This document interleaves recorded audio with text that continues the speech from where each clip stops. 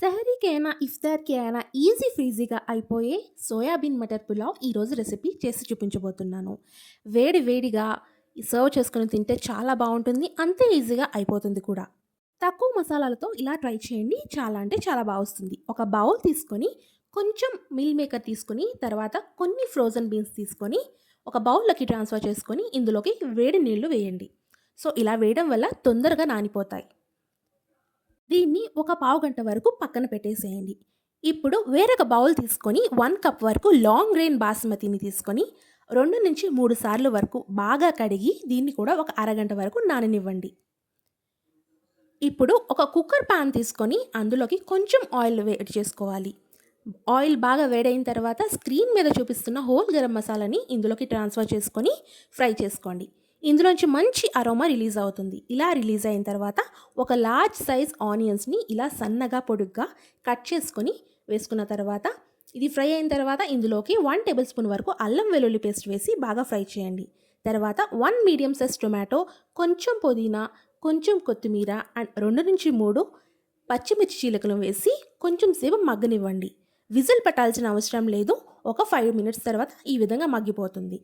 ఇలా మగ్గిపోయిన తర్వాత మనం నానబెట్టుకున్న సోయాబీన్ అండ్ గ్రీన్ పీస్‌ని ఇందులోకి ట్రాన్స్ఫర్ చేసుకుందాం. సో, మనం నానబెట్టిన తర్వాత ఈ విధంగా అయితే ఉంటుంది.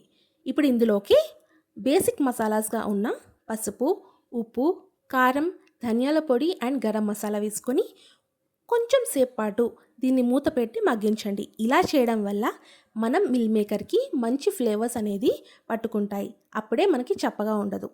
సో, ఇలా మగ్గిన తర్వాత ఇందులోకి మనం నానబెట్టి పెట్టుకున్న బాస్మతి రైస్‌ని ఇందులోకి ట్రాన్స్ఫర్ చేసుకోవాలి. నేను కుక్కర్‌లో చేస్తున్నాను కాబట్టి ఫస్ట్ రైస్‌ని ట్రాన్స్ఫర్ చేసుకొని ఒక 2-3 మినిట్స్ ఫ్రై చేసుకున్న తర్వాత నేను తగినంత వాటర్ యాడ్ చేసుకుంటున్నా. మీరు నార్మల్ బౌల్‌లో వండినట్లయితే కొంచెం వాటర్ వేసి అది ఎసరొచ్చిన తర్వాత రైస్‌ని ట్రాన్స్ఫర్ చేసుకోవాలి. ఇలా తగినంత వాటర్ వేసుకొని హై ఫ్లేమ్‌లో 2 విజిల్స్ అంటూ పట్టించండి, సరిపోతుంది.